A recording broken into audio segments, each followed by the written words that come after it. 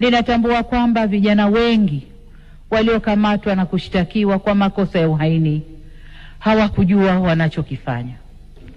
Nikiwa mama na mlezi wa taifa hili, ninavyoelekeza vyombo vya sheria na hasa ofisi ya mkurugenzi wa mashtaka kuangalia kiwango cha makosa yaliyofanywa na vijana wetu.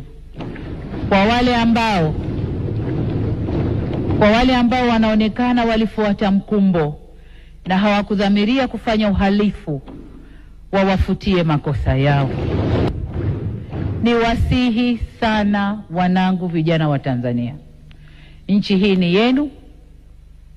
Kwa shida zozote zile zinazowakabili, msikubali hata siku moja kushawishiwa kuichoma nchi yenu wenyewe. Msikubali kukata tawi la mti ambao mmeukalia.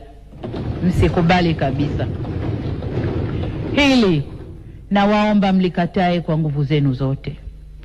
Ninyi ndio walinzi na wajenzi wa taifa hili, na wasihi kamwe msije kuwa wabomoaji wa taifa lenu.